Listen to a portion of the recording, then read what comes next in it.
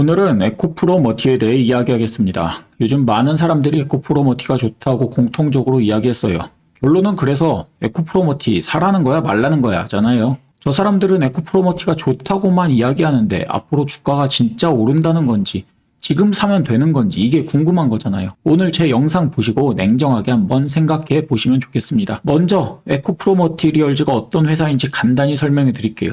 이 회사는 전기차 배터리의 핵심 소재인 전구체를 개발하고 제조하는 회사입니다. 전구체는 배터리 성능을 결정짓는 중요한 원료죠. 양극재를 만드는 데 필수적인 원료예요. 에코프로 그룹 자회사로서 에코프로 BM과 협조해서 전구체 국산화를 추진하고 있고요. 현재 한국 전구체 시장에서 중요한 역할을 하고 있다고 합니다. 이를 통해 국내 배터리 산업의 안정성을 높이는 거죠. 전기차 배터리에서 양극재는 배터리 원가의 40% 정도를 차지하고 그리고 전구체가 양극재 원가의 또 60%를 차지합니다. 배터리 성능과 비용에 중요한 영향을 미치죠. 정부 지원과 더불어 에코프로머티는 2025년까지 자체 전구체 생산 능력을 2배로 확장할 계획을 가지고 있습니다. 그런데 이건 계획일 뿐이라는 게 문제죠. 저도 조만간 세계 정복하고 미국 대통령 될 거란 계획을 갖고 있단 말이죠. 여러분도 다 로또 복권 1등 할 계획 갖고 있잖아요. 꿈이고 계획이죠. 이게 달성될지는 두고 봐야 하는 일이죠. 실제는 다르잖아요. 현실적인 도전 과제가 많아요. 중국이 전구체 시장 주도하고 있는 이런 상황에서 에코프로 머티리얼즈가 시장 점유율을 확대하려면 기술 개발을 통해 더 높은 순도와 효율성을 달성하는 건 물론 가격 경쟁력에서도 우위를 점해야 되죠. 양극재를 제조하는데 필요한 전구체는 양극재 원가 60% 차지한다고 했는데 배터리 성능과 비용에 이제 직접적으로 가장 큰 영향을 미치는 중요한 소재죠. 여기에 이 파란색 부분 있잖아요. 요게 양극재 부분이고요. 2025년까지 그러니까 여기죠. 여기까지 이 차트에서처럼 배터리 성장 쭉 나타내는 걸 볼 수 있습니다. 에코프로머티가 양극재 생산의 필수적인 전구체 주요 공급자로서 양극재 시장의 성장과 더불어 전구체 수요도 급증할 것으로 다들 전망만 이렇게 하는데 이게 2024년 3월에 수정 전망치예요. 3월에 분석한 거잖아요. 그런데 2024년 3월 이전까지 이렇게 역성장을 분석한 자료는 단 하나도 없었습니다. 2021년, 22년 이때까지만 해도 그냥 쭉 2035년까지 계속 성장만, 엄청난 성장만 할 거라는 그런 분석 자료들만 잔뜩 있었죠. 그런데 2차 전지 성장할 거니까 앞으로 이런 기업 돈 때로 벌 거라니까 다들 여기에다 이제 투자하기 시작한 거잖아요. 그런데 실제 어떻게 됐습니까?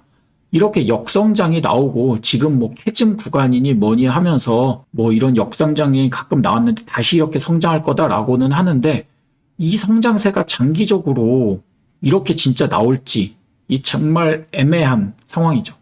그럼에도 최근 많은 투자자들이 에코프로머티 주가 상승 잠재력에 주목을 하고 있긴 해요.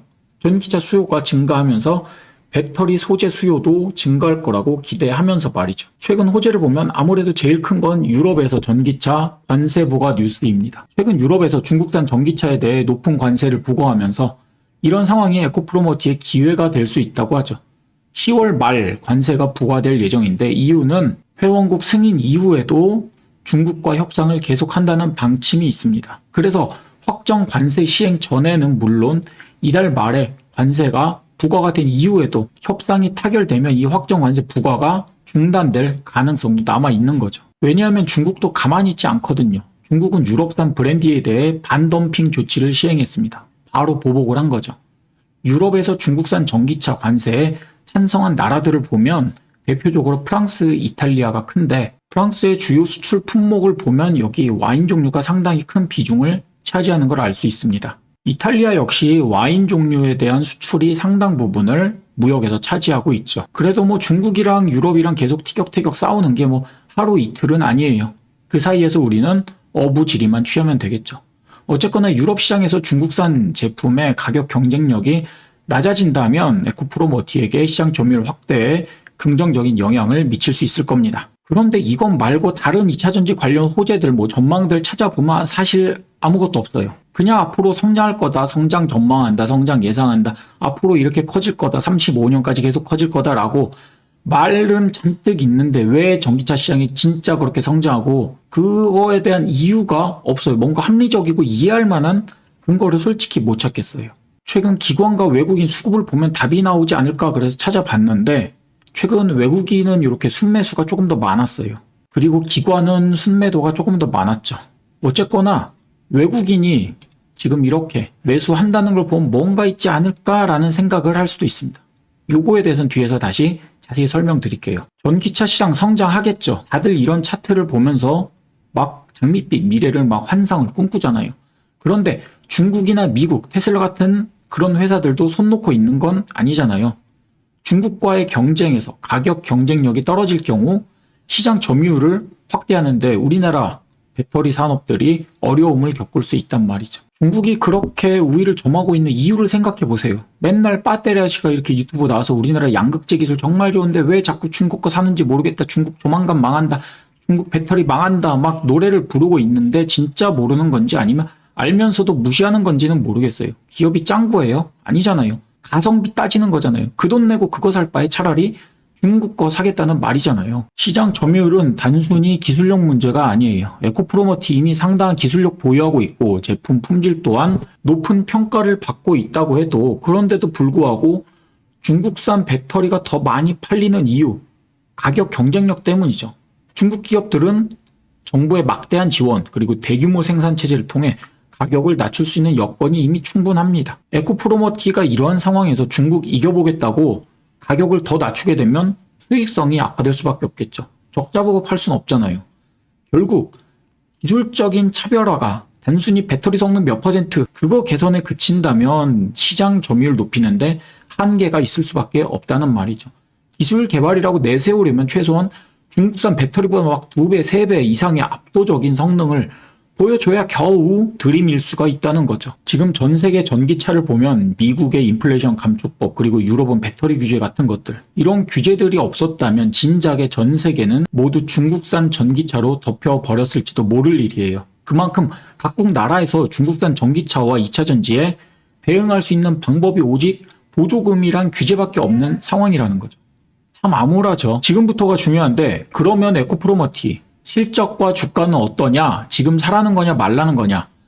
23년도 매출액 보면 9,500억 원 정도였고요. 24년도는 예상 매출액이 올해 1분기에 792억 원, 2분기에 667억 원 정도 나왔는데 올해 3, 4분기가 아무리 잘 나온다고 하더라도 7천억 원 정도 나오면 굉장히 잘 나왔다고 볼 수 있겠죠. 22년도 6,600억 원 이상을 전망한다면 말이죠. 그런데 2차 전지 산업이 쪼그라들었잖아요, 지금.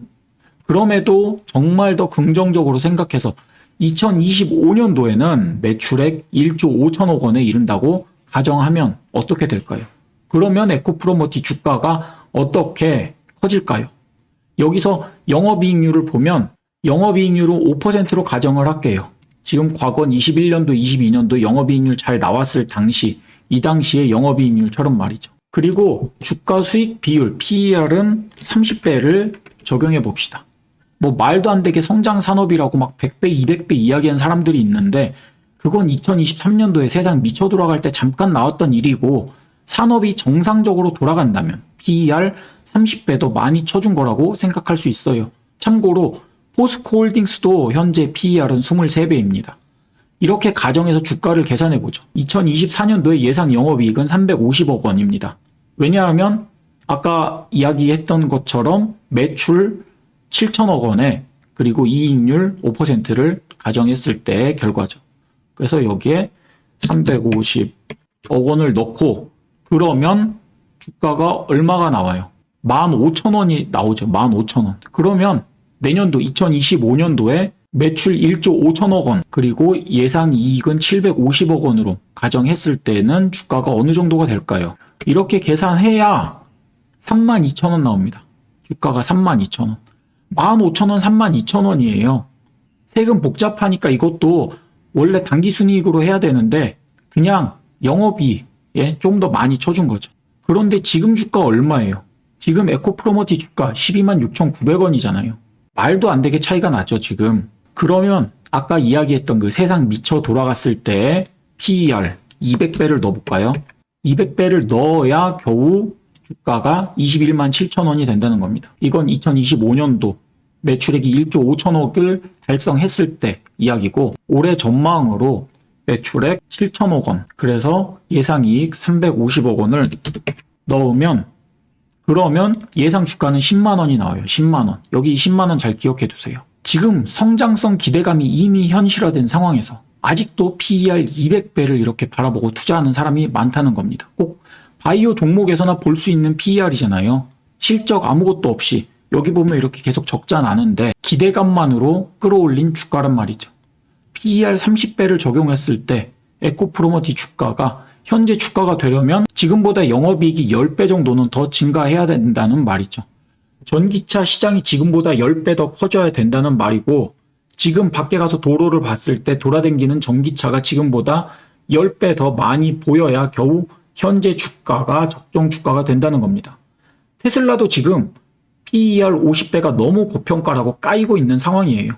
고작 2차전지 통으로 다 만드는 것도 아니고 거기 들어가는 부품 하나 만드는 회사가, 그것도 아직 전 세계 시장 점유율 10%밖에 안 돼서 이런 회사 하나 없어진다고 해도 전 세계 산업 경기 전망 영향 하나도 없을 그런 회사인데 PER 200배를 주고 기대하는 게 조금 무리가 있지 않나 라는 생각을 해볼 수도 있어요.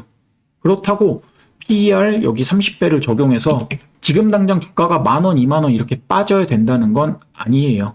왜냐하면 방금 계산한 건 실적으로 본 수익 가치 뿐이니까. 향후 성장을 기대하는 성장 가치 기대하면 주가가 조금 더 높아질 수 있겠죠. 그래서 기관이랑 외국인, 에코프로머티를 매매하는 걸 보면 몇 가지 힌트를 찾을 수가 있어요. 외국인을 보면 에코프로머티를 조금 더 장기적으로 보는 것 같은데, 그래서 10만원대 있죠. 이 지점. 대략 10만원대 전후를 저점으로 보고, 그래서 지난 6월에 이때 이렇게 크게 한번 들어왔었죠. 그리고 이후로 팔지 않고 계속 유지하는 이런 모습을 보이고 있습니다. 기관은 조금 더 자잘하게 매수를 하고 있어요. 그래도 기관이 최근 들어 이렇게 들어온 시기를 보면 기관도 마찬가지로 6월 달에 들어오고 이 10만원 선 9만원에서 10만원 사이에서 매수를 하다가 최근 들어서 기관이 이렇게 살짝 매도를 했는데 12만 5천원, 13만원 정도는 기관이 생각해도 너무 고평가다라고 지금 생각을 하고 있거나, 아니면 기관도 9만원에서 10만원대 조금 더 매집을 하고 싶은데 이 가격이 조금 아직은 높다, 나는 매집을 다 못했다, 이렇게 생각하고 살짝 팔았을 수도 있겠죠. 이후에 어쨌건 기관과 외국인이 이때 10만원 선에서 매집을 들어왔다는 이 사실을 보면서 에코프로머티의 주가 저점을 계략적으로 생각해 볼 수가 있습니다. 그런데 이 10만원, 아까 이야기했죠. 10만원. PER 200배를 적용했을 때 10만원이 나왔던 이거랑 뭔가 연관이 있지 않을까 생각을 한번 해봤습니다. 에코프로머티에 대한 현실적인 도전 과제가 분명히 있어요. 내가 물려있는 종목이라고 너무 긍정적으로만 생각하기보다는 조금 더 냉정하게 볼 필요가 있습니다. 중국과 가격 경쟁에서 우위를 점하지 못한다면 그런 기술력만으로 시장을 크게 확대하기 어려울 것이기 때문이죠. 가격 경쟁력과 혁신적인 기술 개발 동시에 달성해야 장기적인 성장을 이룰 수 있고, 지금 이 캐즘이라는 기간 동안 에코프로머티가 내공을 다져서 전기차가 시장의 주류로 부상하는 그 시기가 되었을 때 국가 규제나 보조금 같은 거 없이도 정정당당하게 중국산이랑 싸워서 이길 수 있을 정도가 되어야 그나마 향후 주가를 조금 더 기대해 볼 수가 있을 것 같습니다. 오늘은 이렇게 에코프로머티리얼즈에 대해 현실적인 이야기를 생각해 봤어요. 우리나라 기업들이 잘 되면 좋겠는데 내 돈을 투자하는 입장에서 조금 더 분발해 줬으면 하는 바람이 있죠. 여러분의 투자 판단에 조금이라도 도움이 되었으면 하는 생각에 이런 영상을 만들게 되었고요. 다음 영상에서 다시 만납시다. 감사합니다.